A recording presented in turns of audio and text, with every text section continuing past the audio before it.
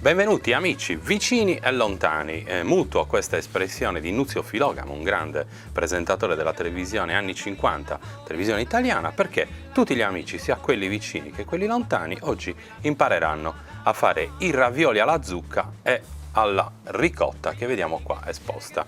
Il nostro progetto, ecco, di lezioni di cucina italiana, nello specifico oggi siamo in Sardegna, quindi cucina sarda campidanese, si prefigge il compito appunto di insegnare in maniera molto semplice a chi volesse imparare le arti della cucina, dell'arte gastronomica italiana, la più importante del mondo, come tutti quanti sappiamo, è la più elaborata, portando agli amici americani, agli amici tedeschi, agli spagnoli, agli slavi, a chiunque, ai francesi, ma anche a quelli italiani, a quelli della penisola.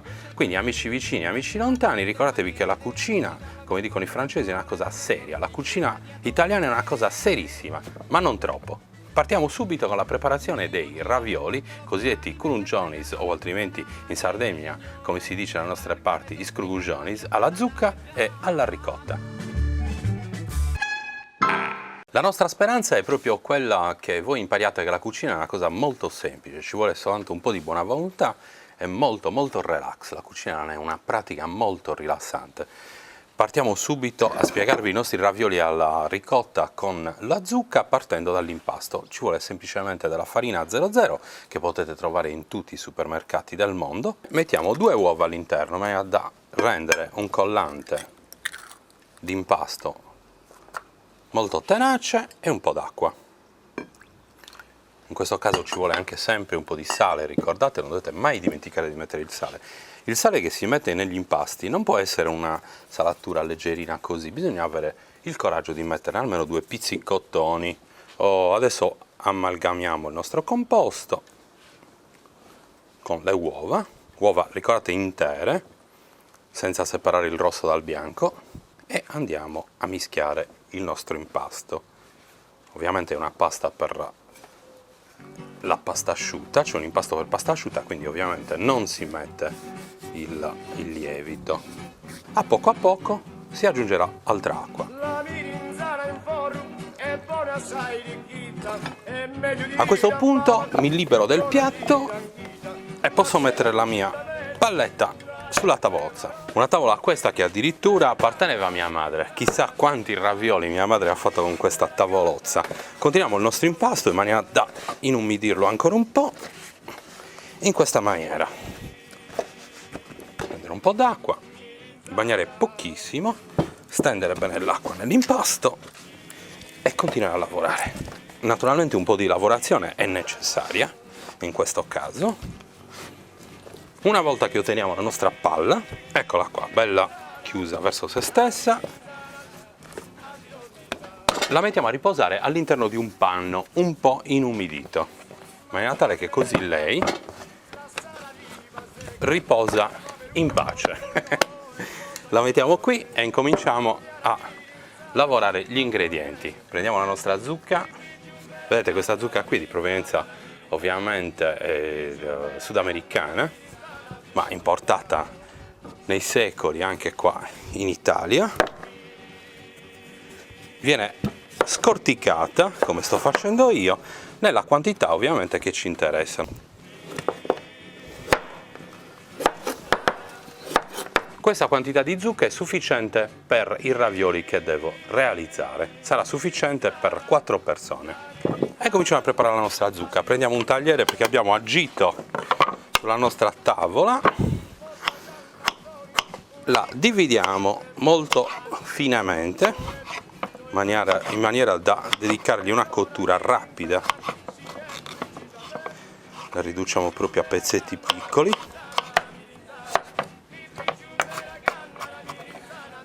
Prendiamo una padella piccola, voilà, questa padella. Accendiamo il nostro fornello. Come potete vedere ci siamo dotati anche di un fornello piccino, in maniera tale che poi proprio voi dovrete avere l'impressione di poter fare la cosa tranquillamente all'interno delle vostre mura domestiche o addirittura in un balcone come quello che noi vediamo qui di casa mia. Quindi un fornellino elettrico semplicissimo, uno di quelli che potete trovare in qualsiasi negozio di elettrodomestici. Sopra la nostra padellina, la nostra zucca ce la affettiamo bene. mettiamo dell'olio d'oliva. Sapete che in Italia l'olio d'oliva è veramente olio d'oliva. Non facciamo per menar vanto, ma questa è la nostra specialità, cucinare. Guardate che un italiano non mangia per nutrirsi, ma per il piacere di mangiare. Tagliamo la nostra zucca in tanti cubetti e fettine finissime, in maniera tale che la cottura sia più rapida. Ecco qua.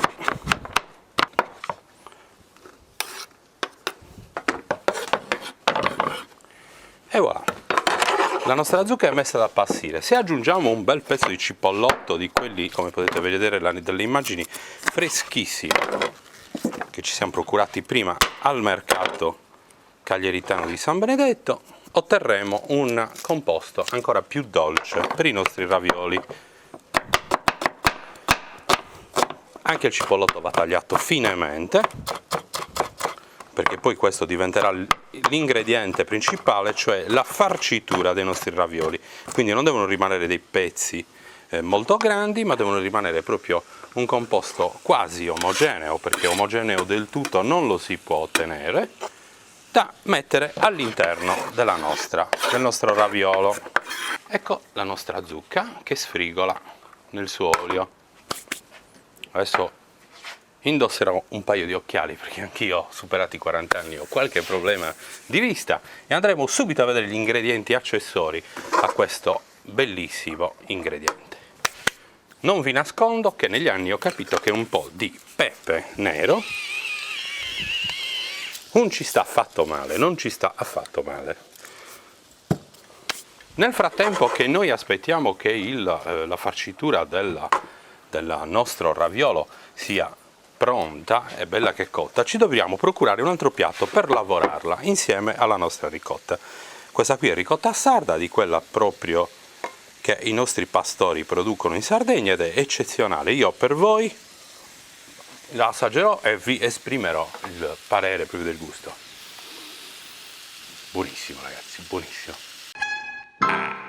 Ecco, benissimo, mentre la nostra zucca continua ad appassire, ricordate, non deve mai friggere nell'olio d'oliva e nella cipolla. Aggiungiamo un po' d'acqua, pochissima, saltiamo un po'. Ovviamente io salto, chi non riesce a farla saltare basta che usi qualsiasi attrezzo da cucina, un cucchiaio di legno. La tappiamo in parte, in maniera tale che parte del vapore acqueo possa uscire dalla padella, e come vi dicevo prima, la cucina è una questione di lentezza, è una questione di passione, quindi adesso ci prendiamo una pausa e approfitto per spiegarvi due cose: gli ingredienti e il vino che affiancheremo a questo piatto meraviglioso della tradizione sarda. Oh, il vino è un principe della nostra tradizione, ve lo presento subito: un Cagnulari. Un vino che la storia vuole che sia stato importato probabilmente dai francesi nell'Ottocento, molto probabilmente invece di importazione spagnola, molto precedente a quella francese. Oggi è allevato, ecco, l'uva si alleva, non si coltiva, è una bacca scura, quindi un vino rosso corposissimo, profumatissimo, meraviglioso, nella zona di Usini o Sittissi, nel Sassarese. Quindi io mi apro la bottiglia e, se posso permettervi, alla faccia vostra mi godo un bel bicchiere di Cagnulari durante la preparazione. Non aspettate a bere poi alla fine, durante la cena, perché poi tutto questo vino tutto insieme fa male. Invece bisogna bere gradualmente e moderatamente. Quindi mi attrezzo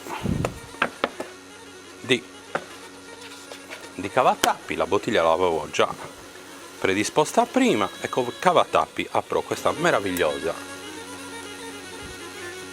quest'opera d'arte, questa meravigliosa bottiglia di Cagnulari. Vediamo subito. Il tappo promette non bene ma benissimo, quindi lo mettiamo da parte, lo conserviamo per dopo. A me la coppa, facciamo un po' scaraffare individualmente il vino,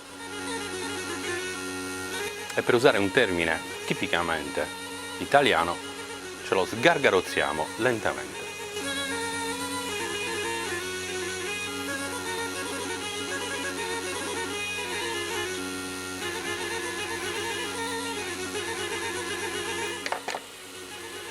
non so trattenere la mia commozione. Il vino è eccezionale. E nel gustarmi questo goccio di Cagnulari, che nella fattispecie c'è stato fornito da una delle cantine più importanti in Sardegna, la cantina Chessa, generosamente nella sua colorazione, nel suo gusto, nel suo retrogusto di campagna, di frutta e di tante altre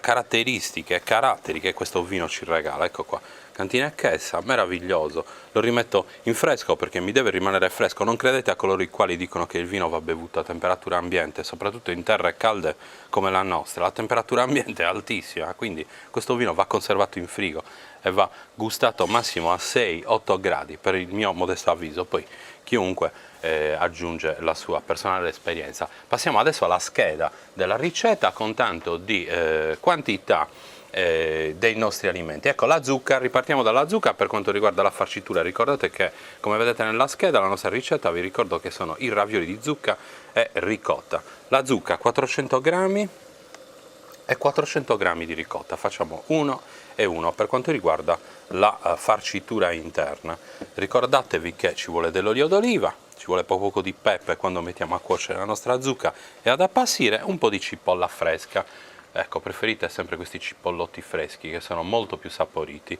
o altrimenti dello scalogno se non avete altro. L'ingrediente per quanto riguarda l'impasto, ricordate, sono 2 uova con circa 600 grammi di farina bianca, la 00, quella che trovate dovunque, che va bene per tutto, va bene per il pane, va bene per le paste, va bene, cioè quella di grano tenero, e va bene per la pizza. Poi dopo bisognerà realizzare il sugo, quindi ci vorranno i pomodori di campo, ci vorrà il pecorino sardo, quello proprio asciuttissimo. Questo lo vedete già grattugiato e questo è un pezzo invece di pecorino sardo proprio asciutto. Gli americani direbbero dry cheese, ecco, pecorino veramente asciutto, di quello stagionatissimo. Questo qui andrà a completare il nostro meraviglioso piatto.